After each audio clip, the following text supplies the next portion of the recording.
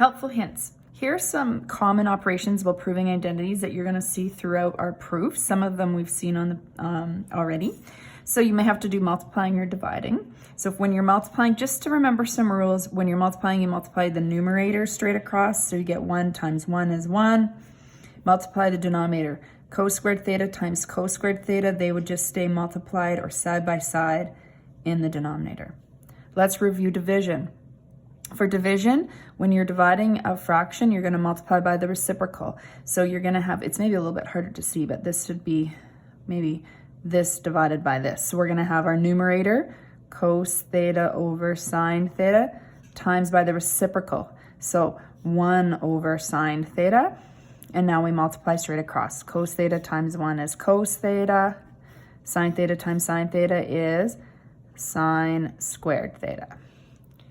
Let's look at adding and subtracting rational expressions. So if we're adding, we need to have a lowest common denominator. So that means we would need, in our denominator, we would need a cos squared theta, and we would need sine squared theta. So our denominator is cos squared theta times sine squared theta. So to get sine squared in this first fraction's denominator, you would multiply the bottom by sine squared theta, which means you would also multiply the numerator. So 1 times sine squared theta is sine squared theta.